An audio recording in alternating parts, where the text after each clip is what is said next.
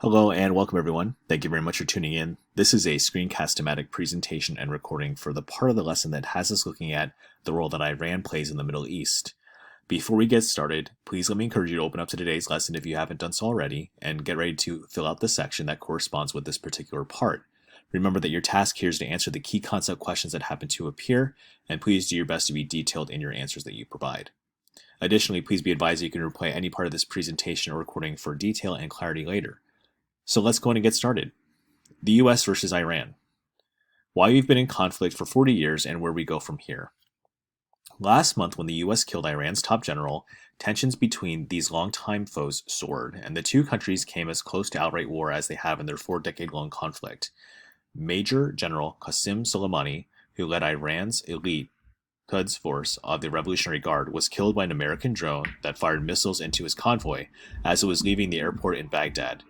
The Iraqi capital, as the architect of Iran's military operations across the Middle East, Soleimani was responsible for the deaths of hundreds of Americans since the war in Iraq began in 2003. He was also close to Iran's supreme leader, Ayatollah Ali Khamenei, and widely considered to be the second most powerful man in Iran. So the killing came after more than a year of rising tensions between Iran and the US, and in 2018, President Trump pulled the US out of 2015 Iran nuclear deal, which was designed to halt Iran's nuclear weapons program in exchange for lifting economic sanctions that helped cripple Iran's economy. So since pulling out of the agreement, the US has imposed even tougher sanctions on Iran, and Iran has responded with a series of increasingly provocative actions. Here's what you need to know to understand how this latest crisis fits into the long history of conflict between the two countries and what the flare-up might mean for the future. And for clarity here is Iran in the Middle East. So, item number 1. What sparked the most recent conflict? So the crisis began in December when Iranian-backed militia groups fired a rocket into an Iraqi military base outside Kirkuk, killing an American contractor working there. In retaliation, the U.S. attacked 5 Iranian-backed militia groups, 3 in Iraq and 2 in Syria, in which about 24 fighters were killed and many more wounded. Because of the death toll, many Iranians and Iraqis viewed those strikes as all-out proportion to the attack on the Iraqi base.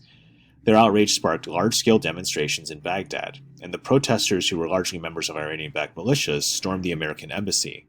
They succeeded in breaching the compound's outer walls and set fire to a reception building. After the embassy attack, the U.S. killed Soleimani on Trump's order, and the U.S. says it was acting in self-defense.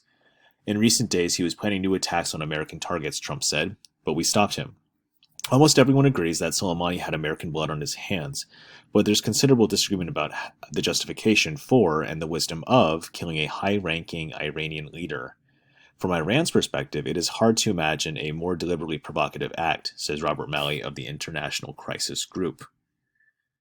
Item of note number 2, why have the US and Iran been at odds for so long? So for a little history and clarity here, tensions between the US and Iran go back for more than 40 years, to the 1979 Iranian Revolution.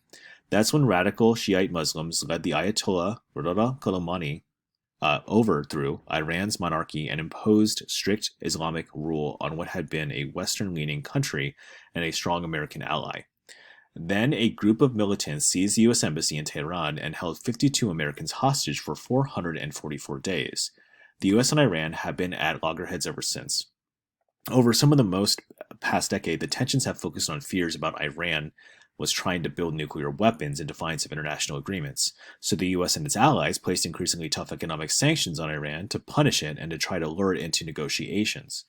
Those efforts culminated in a deal in 2015. Iran agreed to strict limits on its nuclear program and international monitoring in exchange for the lifting of sanctions, which had been stifling its economy. While many praised the deal for reducing tensions and curbing Iran's nuclear capabilities, others in the US and Israel thought the agreement wasn't tough enough on Iran. So in 2018, President Trump pulled the US out of the deal, and instead Trump imposed even tougher sanctions on Iran and made it much harder for Iran to sell its oil, which is critical for Iran's economy. Beyond its nuclear weapons program, Iran has done other things to anger the West.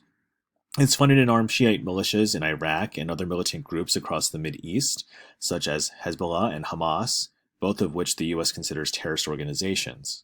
Iran's government, which has an elected president, but is really controlled by unelected Islamic clerics, has also jailed hundreds of political prisoners and recently faced mass protest against the regime. Item of note number 3 here is what was the immediate response to Soleimani's killing? Well, a lot happened very quickly. Iran called Soleimani's killing an, quote, act of war, end quote, and vowed to retaliate. In both Iran and Iraq, hundreds and thousands of protesters took to the streets to express their outrage at the US. So Iran and Iraq have a complicated relationship.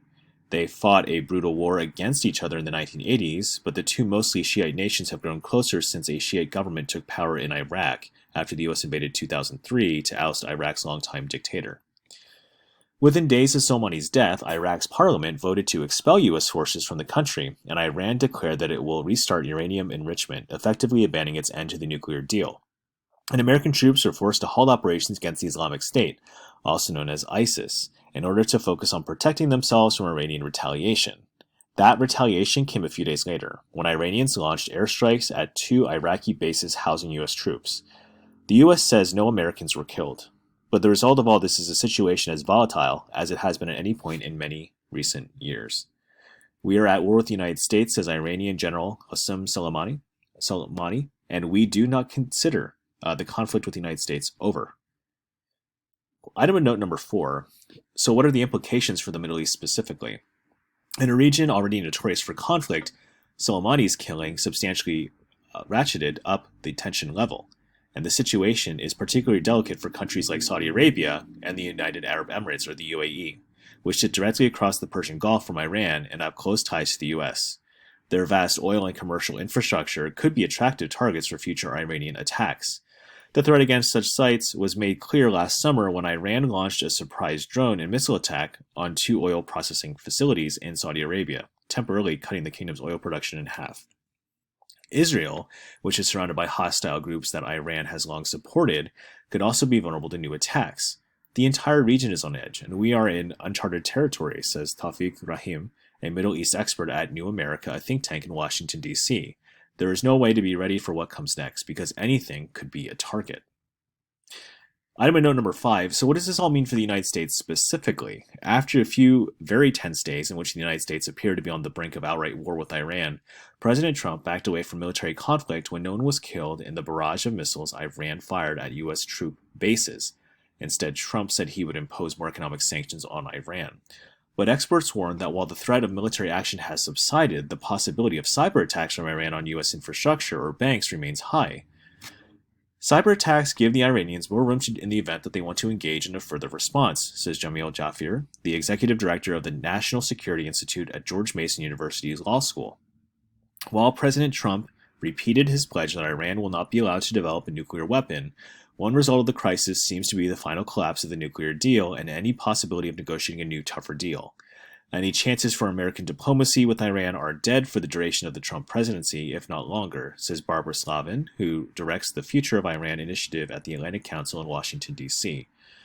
The other big question is whether U.S. troops will remain in Iraq, where they've been helping Iraqi forces to fight the remnants of the Islamic State. The Iraqi vote to expel U.S. troops isn't binding, it's just not clear whether Iraq's government will try to carry it out. So whether American troops remain in Iraq or leave, some experts say that the recent scuffle with Iran shows how U.S. power has diminished in the region. But the current brouhaha isn't the start of the decline of American influence in the Middle East, says Stephen Biddle, a professor of international affairs at Columbia University, but it will certainly accelerate it. So for further clarity down here, you can of course access this part of the reading, which talks about the internal descent of Iran, and also talks about some key dates that give it more context here to put everything into perspective. As you guys can see, only time will tell how Iran and the United States navigates these uncharted waters of hostile domestic and, of course, international relations. And, of course, we all hope for the best as one world and one culture. But once again, our thoughts are very much so with the U.S. forces and interest for safety and security of our Americans abroad and, of course, at home. Thank you very much for tuning in, and good luck with completing the rest of the lesson.